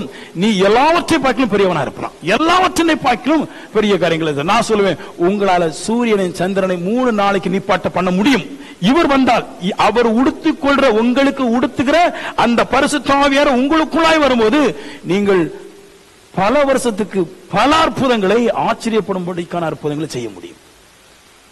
நான் பாவத்துக்கு அலைஞ்சு ஓடுறோம் பாருங்க, இப்ப அதெல்லாம் ஸ்டக் ஆகி நிற்கும். எதனால மனுஷன் ஓடுறான்? ஏன் விழுறான்? ஏன் மனுஷன் ஓடுறான்? ஏன் விழுறான்? அவனுக்கு கட்டுப்பாடு இல்லை. நான் சொன்ன ஸ்பிரிட் வரும்போது கட்டுப்பாடு தானா வரும். அப்பா கட்டுப்படுத்த முடியாது, அம்மா கட்டுப்படுத்த முடியாது, யாரும் மனைவி பாவத்தை கட்டுப்படுத்த முடியாது. நீங்க வேணா உங்க புருஷன் குடிக்கும் போது குடிக்க கூட சொல்லி பாருங்க. அவரு குடிக்க கூட நீங்க என்னைக்கு சொல்றியோ அன்னைக்கு நீ தைலம் குடிப்ப. ஒரே அப்புதான் பாருங்க. அப்புறம் நல்லா நெஞ்சு அப்படி இங்க வலிச்சுக்கிட்டு தைலம் குடிக்க வேண்டியதான். நீ எப்ப குடிக்க கூடாதுன்னு சொல்ற அப்ப குடிக்க வைப்பாரு. ஆனா நான் சொல்லுவேன், கட்டுப்பாடு கர்த்தரால் மட்டுமே உண்டாகும். அதுக்கு ஆவியார் வரணும். சொல்ற இதை செய்யல, நீங்க ஒரு நாளா விட்டு கொடுங்க. உங்க சத்துருவை பார்த்து ஒரு நாளா விட்டு கொடுங்க. சரி, நம்ம இன்னைக்கு சண்டை போடணும், எதுக்கு தேவையில்ல சண்டை? அவரு சண்டை போட்டு விடு, போனா போட்டு போய் என்ன கத்துறார கத்திட்டு போட்டு, என்ன பேசுறார பேசிட்டு போட்டு, சரி அவருக்காக ஜெபம் பண்ணுவோம். இதாங்க கிறிஸ்தவ வாழ்க்கை. நான் இங்க இதான் போதிக்கிறது. நீங்க அது பண்ணுங்க, இது பண்ணுங்க. ஒரு எனக்கு போன் பண்ணி சொல்லு, பாஸ்டர் கன்னியாகுமரியில இருந்து ஒரு அக்கா, இந்த கன்னியாகுமரியை பத்தி அடிக்கடி வருது. கன்னியாகுமரியில இருந்து ஒரு அக்கா கேக்குது, பாஸ்டர் 15,000 கோட்டு போட்டு தான் நிப்பாரோ, அவர் நிறைய கார்லாம் வாங்குவாரோ? ஏங்க, இது கார் வாங்க சொல்றீங்க, இது கார் கம்பெனி வைக்க சொல்லுது. அது கார் வாங்க சொல்லல, கோட்டு போட சொல்லுது. அது கோட்டு கம்பெனி போட சொல்லுது. அது பெருசு, நாம் சிந்திக்கிற சின்ன. இந்த சின்னதுக்கே மனுஷனுக்கு புத்தி வேலை செய்யலன்னா பெரியவைகளுக்கு எப்படி வேலை செய்யும்? நான் உங்களெல்லாம் இப்படி சபையில பார்க்கல. நான் எப்படி பார்க்கணும்னா, நாங்கெல்லாம் கோட்டு போய் என் பிள்ளைங்களை நாங்கெல்லாம் கோட்டு போட்டு வரணும். எதுக்குன்னு உங்களை உருவாக்குறதுக்கு. இதுல பெருமையெல்லாம் ஒண்ணும் கிடையாதுங்க. இதுல என்ன பெருமை இருக்குது? கோட்டு சூட்ல ஒண்ணும் கிடையாது. நீங்க களத்தினாலும் ஒண்ணும் கிடையாது, போட்டாலும் ஒண்ணும் கிடையாது. ஆனால் நீ மகிமையடைந்து வந்திருக்கும் போது சாலமோனுடைய ஞானத்தை கேட்க உலகத்தில் இருக்கிற எல்லாரும் வந்தது போல கர்த்தருக்கு வந்தார்கள். சாலமோனுடைய ஞானத்தை கேட்க வந்தாங்க. வந்துட்டு எங்க போனாங்கன்னா, சாலமோனுடைய தேவனை துதித்து சாலமோனுடைய ஆலயத்துக்கு போனான். நீ கோட்டும் பொண்ணும் பொருள்ல மிகுதியா இருக்கும்போது உன்னை பார்த்து உன் தேவனாய் கர்த்தரை ஆராதிப்போம். அதுக்குதான் அவர் சொல்றாரு. ஆனா நம்மளுக்கு அது புரிய மாட்டேங்குது. நம்ம போய் களைச்சிட்டு போறோம். முன்னாடியே மேக்கப் போட்டாலும் நல்லா இருக்க மாட்டோம். மேக்கப் எல்லாம் களைச்சிட்டு பார்த்தா இங்க ஒரு ஓட்டை, அங்க ஒரு நீளம், முடி கொஞ்சம் தூரம் வெள்ளை, அப்புறமா கருப்பு, அப்புறமா மஞ்சள், அப்புறமா காப்பி கலரு. எப்படிங்க அது உள்ள வரும்? ஆட்கள் உள்ள வருவாங்க. நீங்க நினைக்கிறீங்களா உங்களுக்கு பைபிள் தெரியும்னு, அவங்களுக்கு சத்தியம் தெரியும் நினைக்கிறீங்களா? அவங்களுக்கு தெரிஞ்சதெல்லாம் சபைக்கு போற நீங்கள் மட்டும்தான். உங்களை பார்த்து தான் அவன் கருத்தை தூக்கி போறான். அதனால கோட்டு நம்மள போடுறது. அடுத்த காருக்கும் ஆர்டர் பண்ணியாச்சு. ஆமீன் சொல்லுங்களா? அடுத்த சபைக்கு ஆர்டர் பண்ணியாச்சு. ஆண்டர் கர்த்தருக்கு சித்தமான சொல்ல மாட்டேன். நான் என்னுடைய விசுவாசத்தின்படி இந்த இடத்துக்கு நான் போராடுவேன். நான் 50 சென்ட்டுக்கு போராடி பார்ப்போமே. மேல சபை வைக்கலாம், கீழே கார் விடலாம், கொஞ்சம் இடத்துல சாப்பாடு போடலாம், நல்ல சூட சூட பிரியாணி. விசுவாசம் பெரியது. நான் அந்த மாதிரி தான் போறேன். நான் போற வழி நல்லா இருக்குன்னு தெரியும். நான் போற வழி நல்ல வழின்னு எப்படி கண்டுபிடிக்கலாம்? நீங்க போற வழி நல்ல வழின்னு எப்படி கண்டுபிடிப்பீங்க? ஒரு சத்தியம் நல்லதா கெட்டதுன்னு எப்படி கண்டுபிடிப்பீங்க? உங்களுக்கு தெரியுமா? இதெல்லாம் 1000 சபை இருக்குது, 1000 பேர் 1000 மாடல பிரசங்கம் பண்ணுவான். அது சத்தியம் நல்லதா கெட்டதுன்னு எப்படி தெரியும்? உங்களுக்கு புரியுமா? ஒன்னும் தெரியாது. நான் சொல்றேன், நீங்கள் கேட்கிற சத்தியம் நல்ல சத்தியம் இருந்தால் அந்த மனுஷன் பிசாசை துரத்துவான், அவன் தீர்க்க தரிசனங்களை பேசுவான், அவன் மலைகளை சாதிப்பான். ஏன்னா இந்த வரங்கள் எல்லாம் தேவனுக்கு உண்மையாய் ஊழியம் செய்யறவனுக்கு வைக்கப்பட்டிருக்கிற பொக்கிஷம். அதான் வேலை செய்யும். கண்ணீர் விட்டு ஜோம் பண்ணுவாரு, நல்லா ஜோம் பண்ணுவாரு, தாலியை அறுத்து போட சொல்லுவாரு, தாலியை போட சொல்லுவாரு, நீ என்ன வேணாலும் அவரு போட சொல்லுவாரு. 1.5 மணி நேரம் போதும் பிரசங்கம் படிச்சுட்டு உங்களுக்கு சொல்றதுக்கு. ஆனா வரத்தை கொண்டு வர்றதுக்கு நாள் முழுக்க இருக்கணும். அப்போ இந்த மனுஷனுடைய சத்தியம் இவனுடைய வாழ்க்கை உண்மைன, அதுக்கு வரம் அவனுக்கு அலங்காரமாய் தேவன் கொடுத்து வச்சிருக்கிறார். இப்படிதான் கண்டுபிடிக்கணுமே தவிர பிரசங்கத்தை பார்த்து கண்டுபிடிக்க முடியாது. பிரசங்கம் பண்ற மனுஷனுடைய அற்புதங்களும் அடையாளங்களும் வரங்களில் எதையாவது ஒன்று தொட்டு அவன் இயங்கிட்டு இருப்பானே, அப்பதான் கண்டுபிடிக்க முடியும் இந்த மனுஷன் தேவன் நிற்கிறான், உண்மை உள்ள மனுஷன். இன்னும் கடைசி சொல்றேன் நான். ஆமேன் சொல்லுங்களா? நிறைய பேர் நிறைய மாதிரி பிரசங்கம் பண்றான் இல்லையா? நான் இங்க இருந்து சாம்பி சொல்ல போனா காலேஜுக்கு படிக்க போனேன். என்ன நிறைய பேர் வந்து பிடிச்சாங்க, அந்த காலேஜ் போக கூடாது, வெறி ஒன்று நிக்கிறேன், நான் அந்த காலேஜுக்கு தான் போவேன் நான் அப்படின்ட்டு, அந்த காலேஜ் தான் போவேன். அங்கவே பார்த்தா பிரசங்கத்தை கேட்டா எனக்கு தான் ஆவி வேலை செஞ்சிருக்குது. அங்க எல்லாருமே கட்டி பிடிச்சி முத்தம் கொடுத்துட்டு இருக்கிறான். சபைக்கு போயிருக்கிறோம், ரெண்டு பிரைஸ் தி லார்ட், முத்தம் கொடுத்தான். சரி, ஆணும் முத்தம் கொடுக்குறான் காலேஜ் பசங்க அப்படின்னா இங்க குடஞ்சி வெளியே கொண்டு வந்துருவோம். பிரசங்கம் நான் தீர்க்கதரிசி பேசும்போது சில பேர் பார்த்தா இவன் உள்ள உள்ளதெல்லாம் பேசிட்டு இருக்கிறான் தேவையில்லாம, இவன் ஒரு மனுஷனானு தோணுது. இதுதான் சபை.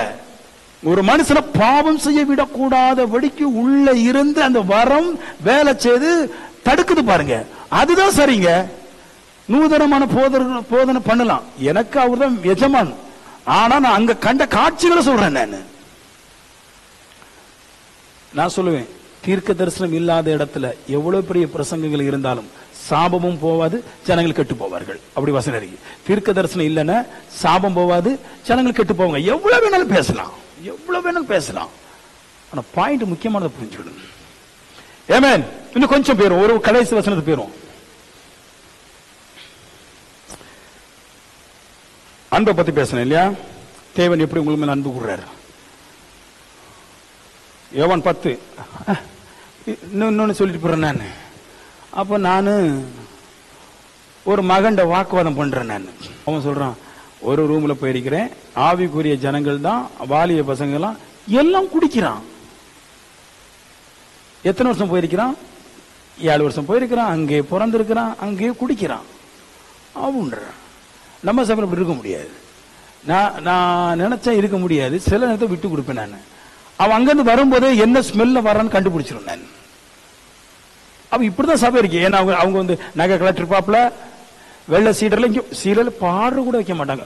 பாடர் வந்து பாவமா, இது பாவம். ஆனா பிள்ளை கோட்டர் குடிச்சிட்டு இருக்கா, அது பாவம் இல்ல. ஹலோ, இங்க நிறைய பேரு எல்லாம் மாத்திட்டா, ஹார்ட் மட்டும் மாத்தல. நீங்க இதை மாத்தணும். நீங்க கலர் சீல நல்லா உடுத்துட்டு வாங்க, சரியா நல்லா மாடலட்டு உடுத்துட்டு வாங்க, பிரச்சனை இல்லை. பேச முடியல பாருங்க. ஒரு ஆவிக்குரிய கூட்டத்தை கொண்டு ஆவி இல்லாத ஒரு மனுஷனுக்கு ஒரு உதாரணத்தை சொல்லி அவருடைய ரட்சிப்புகளை நடத்த முடியல. அப்ப என்ன இல்ல, அங்க வரம் இல்ல. தேவனுடைய அன்பின் வெளிப்பாடு வரம் அங்க வேலை செய்யல. வர வேலை செய்யணும், ரொம்ப முக்கியம். வர வேலை செய்யறது. 5 பாயிண்ட் போயிடும். 10:17 நல்ல அழகா அற்புத விதமான வசனம். ஏசு பத்தி பேச பாருங்க. யோவான் 10:17 ரொம்ப அற்புத விதமான வசனம். அன்பு, தேவனுடைய அன்பு எப்படி வருதுன்ற பேசணும். ரொம்ப அற்புதம், ரொம்ப அற்புதம் இந்த வசனம். இந்த வசனத்தை சொல்றதுக்கு தான் 4 பாயிண்ட் சொன்னேன் நான். ஆமென். சொல்லுங்களா ஒருக்கா, வாசிச்சீங்களா? சொல்றாரு, என் ஜீவனை கொடுக்கிறபடினால் பிதா என்னில் அன்பா இருக்கிறார். ஜீவனை கொடுக்கிறதெல்லாம் அன்புன்றார். பெரிய அன்பு என்னது? தேவன் உங்க மேல வைக்கிற அன்பு இல்ல. நீங்க தேவனுக்கு கொடுக்கக்கூடிய பெரிய காணிக்கை என்ன? ஆஃபரிங். உங்க ஜீவனையே 2 பொளந்து கர்த்தருக்கு பலியா கொடுப்பதுன்றார். அவர் சொன்னார் பாருங்க, இயேசு, அவர் பிதாவாகிய தேவன் என் மேல ஏன் அன்பா இருக்கிறாரு, என் ஜீவனையே கொடுத்துருவேன். ஸ்பிரிட் அப்படியே நிறைச்சிரும் இந்த வார்த்தைகளை. ஜீவனையே கொடுத்துருவேன். எனக்கு காணிக்கையே வரமாட்டேங்குது. தசமபாகம் பாதி பேர் உடைச்சிட்டாங்க. சின்ன சபையில் இருக்கும் போது நிறைய காசு, பெரிய சபைக்கு வந்து பொறாம வந்துச்சு என்னன்னு தெரியல, முக்காவாசி பேர் காசு தர்றது கிடையாது. இப்போ முன்னாடி இயேசு ஜீவனை கொடுத்தாரு, இப்ப புது சபைக்கு வந்த பின்னாடி என் ஜீவனை கர்த்தர் கொடுக்குறேன் நான். இப்போ ஏன்னா அவ்வளவு கொடுமையில கர்த்தரை நான் ஆராதிக்கிறேன். அவ்வளவு பிரச்சனை, அவ்வளவு பிரச்சனை. அவர் சொல்ற அன்பு என்னது? வாட் இஸ் லவ் மீனிங் சொல்றாரு, என் ஜீவனையும் கொடுப்பது. அப்படின்னு என்ன அர்த்தம்? என் பொருள், என் பொன், என் சம்பத்து, என் செல்வம், என் மாம்சம், 33 வருஷமாய் நான் வாழுகிற அந்த மாம்ச வாழ்க்கை எல்லாம் கர்த்தருடையது. கர்த்தர் இதுல என்ன வேணாலும் செய்யட்டு, நான் அதை அனுமதிக்கிறேன்றார். என் சரீரத்தில் அவர் என்ன செய்யட்டு, என் நன்மையில் அவர் என்ன செய்யட்டு, என் பொருளாதாரத்தில் என்ன செய்யட்டு, எது வேணாலும் என்னிடத்திலிருந்து கர்த்தர் எடுத்துக்கொள்ளட்டும், என் ஜீவன் போற அளவுக்கு என்னிடத்திலிருந்து எடுத்துக்கொள்ளட்டும். அதுதான் அன்புன்றார். அப்படி சொல்லிட்டு முன் வார்த்தை இருக்குது, என் ஜீவனை மறுபடியும் அடைந்து கொள்ளுறபடினால். அப்படி வர்றாரு. என்னது? எதுக்கு என் ஜீவனை கொடுக்கிறேன், எல்லாவற்றையும் எதுக்கு தாரவா இருக்கிறேன்? என் ஜீவனை மறுபடியும் நான் எடுக்கணுமே. இந்த என் ஜீவனை நான் அவருக்கு கொடுக்கும் போது அவருடைய ஜீவனால என் ஜீவன் எழுப்பப்படுகிறது. லவ், அதான் லவ். பரலோக ராஜ்யத்துக்கு எப்படி போறீங்க நீங்க? நான் சொல்லுவேன், பரலோக ராஜ்யத்துக்கு உங்க ஜெபத்தினால் போக முடியாது, ஹோலி ஸ்பிரிட்டால மட்டும்தான் போக முடியும். நீங்கள் மரிக்கும் போது நீங்கள் தேவனுடைய ராஜ்யத்துக்கு போவதற்கு உங்களுக்கு வரக்கூடியது பரிசுத்த ஆவி மட்டுமே. அவர்தான் பரிசுத்த ஆவியானவர் தான் உங்களுடைய மரணத்தை, அழுகி போன சரீரத்தை, உங்க காணாமல் போன ஆத்மாவை பரிசுத்த ஆவியானவரின் ஜீவன் தான் கொண்டு வந்து மறுபடியும் சிருஷ்டித்து உங்களை பரலோக ராஜ்யத்துக்கு கொண்டு போக போகிறது. அந்த பரிசுத்த ஆவிக்காக, அந்த ஜீவனுக்காக இயேசு பரிசுத்த ஆவி சொல்றாரு, என் ஜீவனை நான் மறுபடியும் அடைந்து கொள்ளும்படிக்காக என் ஜீவனை அவருக்கு கொடுக்கிறேன். அவருடைய அன்பு அவருடைய ஜீவனாக மாறி என்னுடைய மாம்சத்தையும் என்னுடைய ஆத்மையும் புதிதாக சிருஷ்டித்து என்னை பரலோக ராஜ்யத்தில் என்றைக்கும் அழிவில்லாத இடத்துல கொண்டு வைக்கிறது. அந்த அன்பை என்னை அழிவில்லாத ராஜ்யத்தில் கொண்டு வைக்கக்கூடிய அந்த அன்புக்காக இந்த பூமியில வாழும்போது என்னையே தாராவார்த்து கொடுத்துறேன்றார். அதான் சிலுவை, அதான் அன்பு. அந்த அன்பு வேணும்ன்றான. இதுக்கு முன்னாடி 4 பாயிண்ட் சொன்னேன், அது சின்ன அன்பு, இது பெரிய அன்பு. என்னையே கொடுப்பது. என் நேரத்தை கொடுப்பேன், என் பிள்ளையை கொடுப்பேன், என் மனைவியை கர்த்தருக்காக கொடுப்பேன், என் ராக்காலங்களை கர்த்தருக்காக கொடுப்பேன், என் சரீர அவயங்கள் அவருக்காக மட்டுமே வேலை செய்யும், என் எண்ணங்களும் புத்தியும் அவருக்கு மட்டுமே வேலை செய்யும், என் மாம்சத்துக்கு சிறிதாயிரம் எண்ணம் வேலை செய்யாது, என் எண்ணங்களும் என் மாம்சங்களும் ஒரு காலமும் உலகத்தோடு கூட இல்லாமல் உலகத்திற்கு கொடுக்காமல் என் மாம்சத்தை என் சிந்தை என் தேவனுக்காக அடிக்க கொடுப்பேன். That is love. அது அன்பு. கையத்தற்றது அன்பு கிடையாது, சின்ன அன்பு. நான் அதெல்லாம் சொல்லிட்டு தான் வரேன். ராஜ்யபாஷ சொன்னார் பாருங்க, எங்க சபையில எல்லாரும் மேல எங்க இப்படி குதிப்பாங்க. அல்லேலூயா. ராஜ்யபாஷ சபை போயிருக்கீங்க? என் ஒய்ஃப் நான்லாம் போயிருக்கணும். ராஜ்யபாஷ சபையில இப்படித்தான் படக்கா சடக்கா மண்ட அந்நிய பாஷை தான் பேசுவாங்க. ஆனா அவங்க வேலை செய்யாது. ஏன்னா அந்நிய பாஷை பேசுறவன் காரியம் செய்வதற்காக பேசுறான், அந்நிய பாஷை பேசுறவன் பரிசுத்தமாக பேசுறான், அந்நிய பாஷை பேசுறவன் ஆவில நிரம்பி பேசுறான். இது கிரியை இல்லாத அந்நிய பாஷை ஒன்று, சும்மா பேசிட்டு சொல்லிட்டே கிடக்கு. பாஸ்டர் எனக்கு போன் அடிச்சு, சவிக்கியம் தானே? ஆமா பாஸ்டர் சவிக்கியம் தானே. நல்ல சூடான கேரளாவில் நல்ல சூடான, இப்போ வெப்பம் ஜாஸ்தியா அடிக்குதுன்னாரு. என்ன கேட்டேன், எந்த தெய்வமே ஒரு ஏசி மாட்டக்கூடாதோன்னாரு. ஒரு ஏசி வாங்க முடியல. 40 வருஷமா ஊழியம் செஞ்ச ஒரு ஊழியக்காரங்க ஏசி வாங்க முடியல. ஏன்னா விசுவாசிகள் ரப்பர் மாதிரி 3 மணி நேரம் துள்ளுவா. அன்பு தெய்வீக அன்பு இல்ல. நான் அதனாலதான் உங்களை பிரசங்கம் பண்ணும்போது உங்களை சாப்பிட்டா கொண்டு போய் காரியத்தை செய்ய வச்சிருக்கேன். நான் எனக்கு நீங்க துள்ளுற நேரத்தில் துள்ளுங்க, கேட்கிற நேரத்துல கேளுங்க, கொடுக்கிற நேரத்துல கொடுங்க. ஆவி இயேசு வரும்போது பிதாவுடைய தேவன் இயேசு கிறிஸ்துவின் வலதுபாரத்தில் பிதா வருவாரு, அதுக்கு முன்னாடி பரிசுத்த ஆவியானவர் 2 பேரும் மேல்வானத்தில், பிதாவும் குமாரனும் மேல்வானத்தில் இருக்கும்போது பரிசுத்த ஆவியார் கீழ் பூமியில இருந்து உங்களுடைய சரீரங்களை எழுப்புவதற்கு உங்களுடைய அன்பு ரொம்ப பிரதானம். ஆமென். யார் வேலை செய்றாங்க கீழே? பூமியில யார் வேலை செய்யறது? மேகமண்டலத்தின் மேல இயேசு நிற்கும் போது, பிதாவை நிற்கும் போது கீழே யார் வேலை செய்யறாங்க? அவரோட வல்லமையில வர்றீங்களா? கிடையாது. மண்ணுக்குள்ள புகுந்து இயேசு குறித்து பேசும்போது பேச தெரியுமா? இயேசு கீழே போகும்போது இயேசு அங்க போய் பிரசங்கம் பண்ணுவதற்கு எல்லாமே பரிசுத்தாவியர் கூட இருந்தாரு. இங்க வந்து பரிசுத்தாவியர் வேலை செய்வதற்கு உங்க அன்பு அவ்வளவு பிரதானம். விட்டுறக்கூடாது, அன்பு அவ்வளவு பிரதானம். நேற்று நம்ம காலையிலயா பாஸ்டர் லேட்டா வரலாம், விசுவாசி லேட்டா வரக்கூடாது.